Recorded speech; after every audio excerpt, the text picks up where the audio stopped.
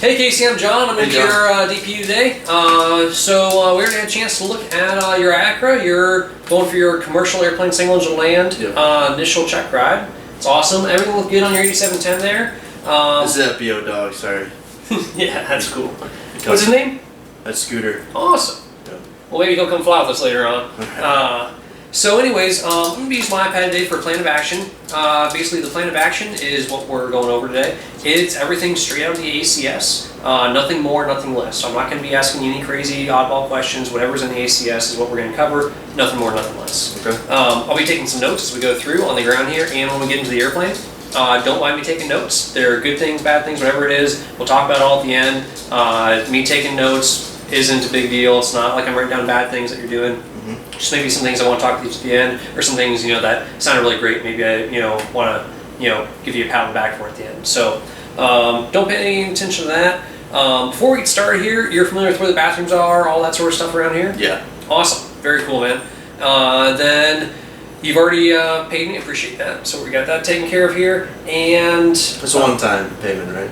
it's a one-time payment. Okay. If you do, well, that'll bring us into the next thing. So we've got 3 possible outcomes here today. Pass. Pass. That's what we're going for. Disapproval. Disapproval, an opportunity for you to come back, an opportunity for you to go get a little extra training from your instructor, and then an opportunity for you to come back and show me what new stuff you've learned. If you do get a disapproval, a retest fee, it's $250 instead of the regular $500. So it's discounted rate. We're just going to be covering just whatever we need to in the retest. Better make sure I pass. We'll make sure you pass. I think you won't have a problem there. And the third option is a discontinuance. So if at any point today you feel like you're getting a little tired, feeling a little sick, maybe in the airplane or before we go fly, if at any point for whatever reason you want to discontinue this check ride, you can go ahead and just say, hey, I'd like to discontinue at this point. We'll stop it. No penalty. No, nothing against you. Doesn't go on your record or anything. Just we'll pause the check ride right where it's at. We'll come back to it at another time, and no additional fee, anything like that. Just whenever you're ready, we'll get together another day and pick up where we left off. So Sounds good. yeah. Any questions for me before we get started here? No. Okay, cool. Good to go. Well, It's been a long time coming. Yeah, certainly. So for starters, I'd like to go ahead and take a look at your logbook, just make sure everything checks out with what we had in the 8710 there. And you got your license and your medical with you? I do. Awesome.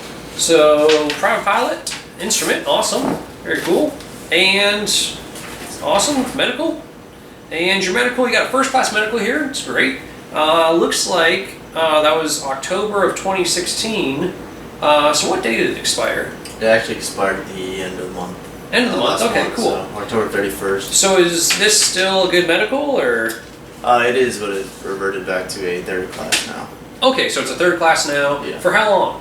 5 years because I'm under 40. 5 years, and then 5 years from today, or like 5 years from when you got the... When I actually got the medical done. Okay, so you got about another 4 years or so on it now. Yeah. Awesome, very cool. So you're good to go for take a check ride with that. That's it. What would you need if you wanted to go, if you get your commercial today and you want to go, say, tow some banners tomorrow, or give somebody, a commercial or a paying passenger a ride? What kind of medical certificate would you need? I would need my second class medical. Second class, cool. How long are those good for? 1 year. 1 year, awesome. And very good. Does it matter if you're under 40, over 40 for those? It actually does not matter if you're under 40 or over 40. Awesome. So you're long cross country here. Awesome, man. So it looks like you went to Staniel K. Yep. Venice direct to Staniel K. That's quite the ride. Well, it wasn't exactly direct since we had to clear customs. Since I see. Staniel K isn't a Gotcha. It's not So you stopped off in Nassau. Airport of entry. And you cleared there, and then and that's from Nassau to Staniel K. Is that about 300 miles? Not Nassau to Staniel K, but probably About 250 miles? Venice to Nassau, yeah. Venice to Nassau? Yeah. About 250? Yeah. Awesome, okay. And stay far night, 10 hours complex, got your endorsements. I know Sebring to Oshkosh was more than 250 nautical miles. Which was that for Oshkosh? That was in August? Yeah. Yep, actually, July here. Yep. That looks great. That was a pretty long one. Yeah, that's definitely a long flight there. Yeah. Excellent. That looks like you've had a lot of fun here. You've already got your spin endorsement. That's pretty cool. Went up in a champ and got your spin endorsement done for your CFI already. And Yeah, I had a really good instructor. He runs this website down in Florida. yeah, You should check him out. yeah, It's pretty good. I'll do that. That sounds great. Yeah. Awesome. Well, that all looks good to me. Here's your logbook. All right. And so we'll just go ahead and dive right on into it. Let me know if you have any questions, or if I ask you a question, while we're going through here, and you want me to, re-ask it, or maybe explain it a little bit better, rephrase it. Not a problem at all. So for starters, let's say you're a commercial pilot now. So somebody comes up to you and says, "Hey man, could you fly me on down to Key West tomorrow and use one of those airplanes over at the FBO there, and I'll pay for the airplane and I'll give you $250 for your time, and you take me and my sister on down to Key West. Could you do that for him?" Yeah. You could. Yeah.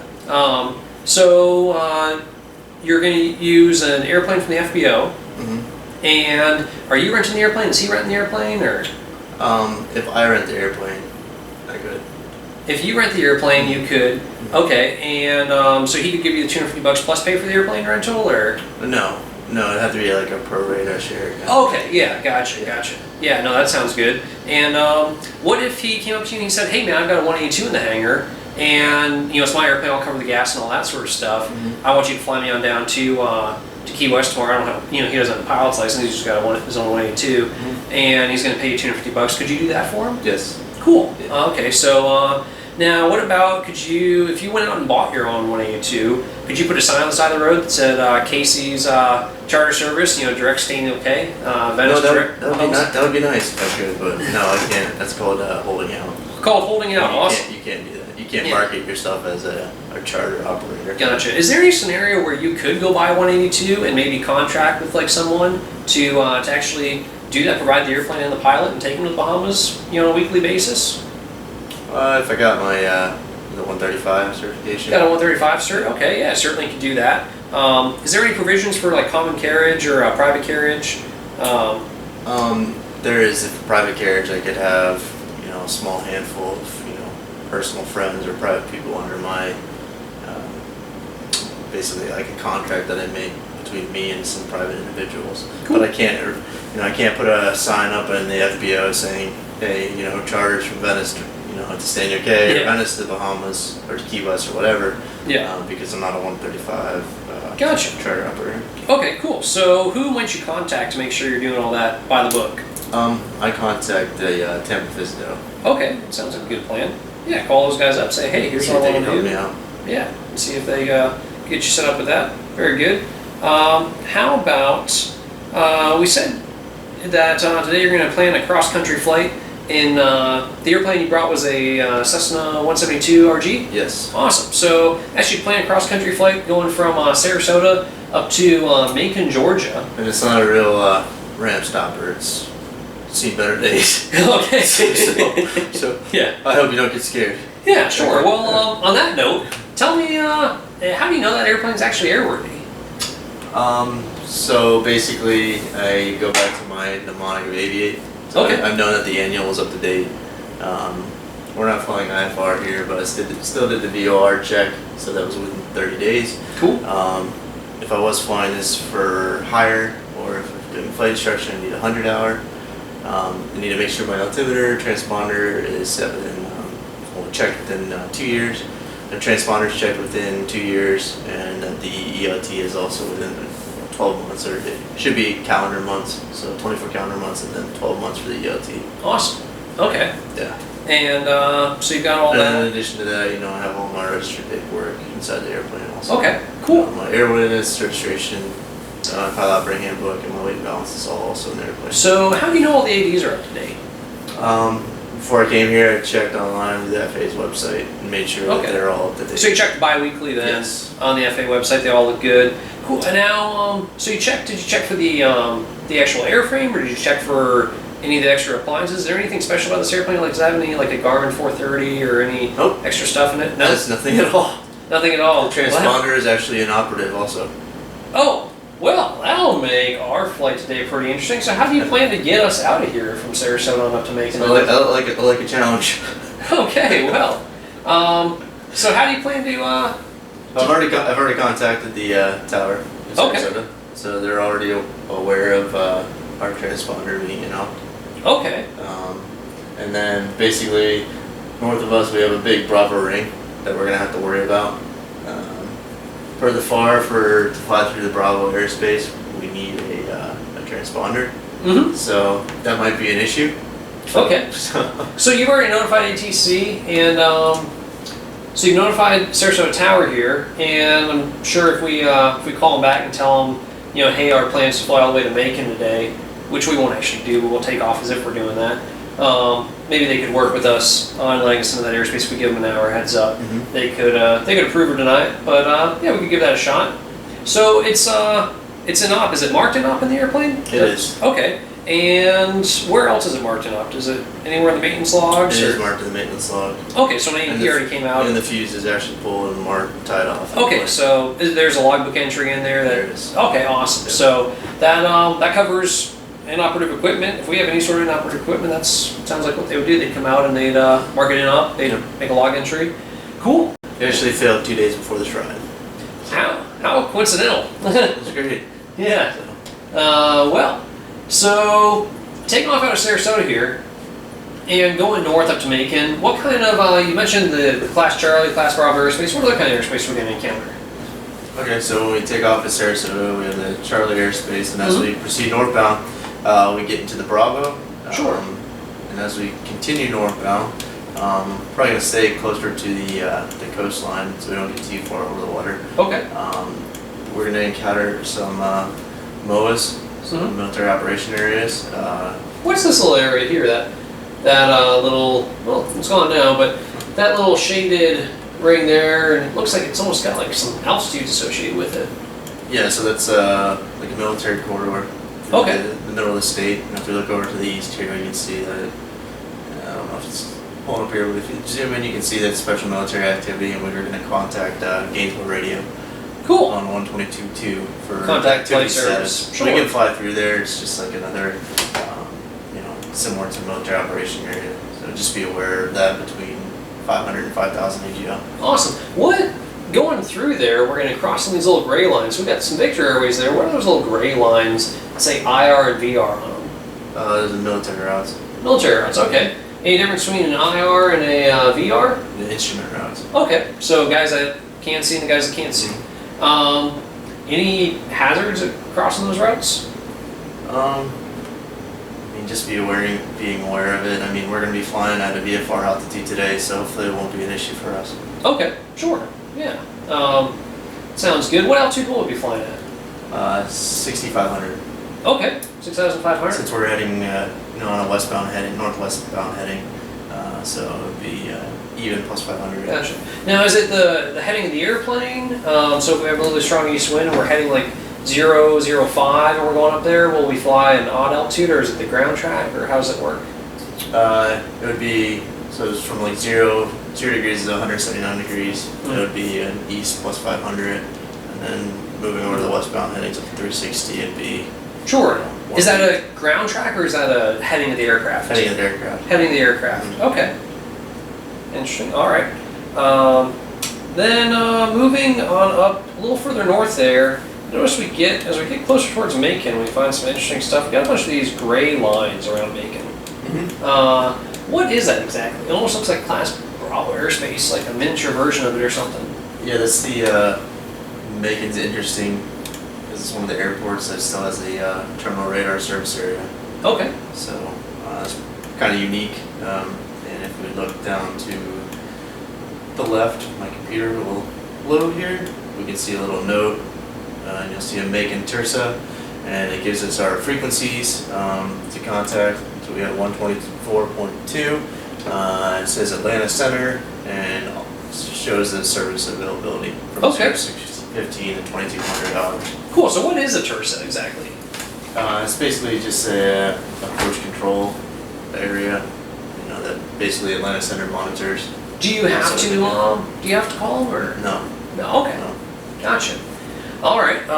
So voluntary VFR pilots. That's cool.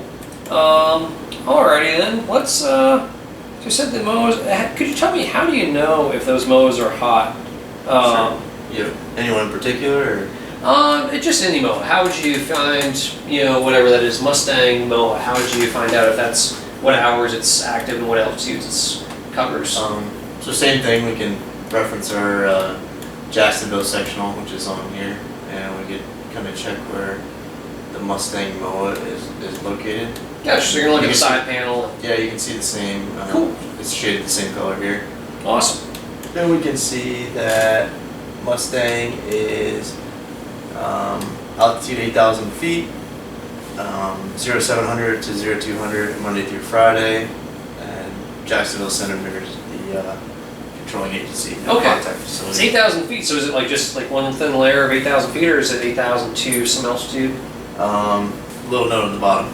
So that's the Florida MOA up to flight level 180. Okay, so 8,000 up to flight level 180 covers. Cool, that sounds good. Go ahead and look out to the, just to the west of Tampa there, when you got that sectional pulled up. Look for a Darbs intersection just off the coast of Newport Richey there. Looks like there it is right there. Looks kind of funny. There's Anclote Key, Special State Conservation Area. It's got some funny little blue dotted lines around it. What is that? It's a conservation area outside of northwest of Tampa. Cool. So for us to figure out notes for that, if you look up on the top right of the sectional, there's actually a little note here for that.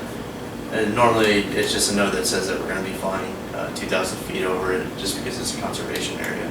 Okay, so minimum altitude 2,000 feet Yeah. AGL over top of it. So flying 1,500 feet over top wouldn't be such a great idea. Nope, you can see right here, all aircraft request to maintain a minimum altitude of 2,000 feet. Cool. So that could be a national park or monument or a Gotcha. conservation area. Yep. Awesome. It's actually quite a steep find if actually somebody takes a picture of you flying lower than that in those areas. Really steep find. I hope that's not from personal experience. Not from my personal experience, luckily. Okay. Somebody else's unfortunate experience. Oh, that's not fun. Take a look for me. Zoom back in there, just to the west of St. Pete Clearwater Airport, just outside their airspace, and tell me these antennas here. We got an antenna that goes up to, looks like 358 feet. Is that MSL or AGL? That would be MSL. MSL. So at the top of that antenna, what kind of airspace is the light bulb in at the very tip top of that antenna? You can take a sec to study the chart. I would say it is in Gulf airspace. Awesome. Yeah, very good. Now, what if we went up to 750 feet? If that antenna was 750 feet You tall? would be an echo because you have the shaded magenta ring. Cool. What if it was at 2,000 feet? If it was at 2,000 feet, you would be below the Bravo, but you would then be in echo airspace. Still an echo. Okay, cool. How about 3,500 feet? You enter the Bravo. Okay, how about 12,500 feet? And then we go back to echo airspace. Awesome. Very good. Cool. That sounds pretty good to me. Taking a look out here, if we were to fly from, say, Venice up to Sebring, and we were flying out towards those MOAs there, Okay. who could we contact to see if they're active or not? Besides looking at the side panel chart, who could we contact to actually talk to ATC? To see if the MOA is active? Yeah, the MOA is active or the restricted airspace You is can active. contact St. Petersburg Radio, Okay, on what frequency? 122.25. Cool. So you got what's that? It says Sebring RCO. What's that mean? Say basically, it basically means that Sebring's able to talk to St. Peter Radio through that frequency. Okay, so they got a receiver out there. Receiver, right? yes. Yeah, they got an antenna out there. Cool. So I'll actually pick you up in that area. The same thing in Venice. Say for example, we can open up our IFR connects in the ground. So Cool. we have that also. Awesome. How about if we look here at let's see, we got a VOR here down in Punta Gorda. See how that's a little slanted off there? That looks like 360 or 0 degrees. Yes. Is that magnetic true? What kind of, how is the VOR radial, how are they oriented? Magnetic. They're magnetic. Okay, Yes. cool. If you look at the VOR box, it says PGD and then it has some dots and dashes. What's that? That'd be the Morse code identifier for the VOR. What does that do us any good? Say for example, we're flying from Sarasota to Punta Gorda, and say it's at night. And we haven't, we can't see Punta Gorda yet. We're flying inbound, maybe on the 330 radial. We tune up 110.2.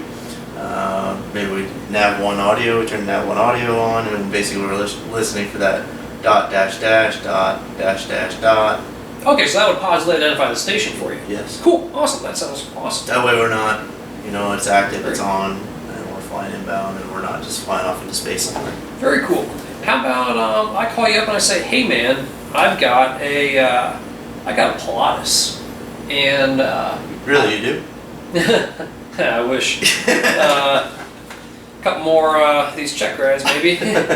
And so I've got a Pilatus, and I want you to fly me and my Pilatus on up to, well, let's look towards Washington, D.C. here. Probably not all the way into Washington, D.C. That'd be quite a pain in the butt. Okay. Well, let's say I want you to fly me towards, I don't know, I want you to take me into Baltimore. I want you to take me to just outside of Baltimore. Got a nice little suburban airport there. Like Whiskey 18 is the identifier. Can you show me on here? Sure thing, it's right there. Alright. So I want you to fly me out to suburban, Whiskey 18. Gotcha. And in that Pilatus. Okay. So I'm giving you the airplane, and you're a commercial rate pilot, you got your second class medical. What else would you need to fly my Pilatus? I'm going to need since we're flying into the CIFRA, I'm going to need a certification. Hey guys, thanks so much for watching the first few minutes of the Commercial Pilot Oral Exam. To get the full oral along with a ton of other helpful videos, go ahead and sign up for the Commercial Pilot Bootcamp online at fly8mikealpha.com. It will teach you exactly what you need to know to be a commercial pilot and pass your check ride. I'm so confident that you'll pass your check ride when you use our online course that I guarantee it, or I'll pay for your check ride. And guess what? I've never had a student fail. Never had to pay for a check ride. We have a 100% pass rate. What other ground school could offer you that? Signing up is super easy. Simply go online to fly8mikealpha.com or just follow the link below in the description. You can go on, create a free account, check out all our awesome helpful courses, and then sign up for some of our other advanced courses like the Commercial Pilot Bootcamp or Instrument Pilot Bootcamp, anything like that. Go ahead and check it out. It's all available in our online learning center at fly8mikealpha.com. Fly safe, guys, and if you can't fly every day, then fly8mikealpha.com. We will see y'all next time.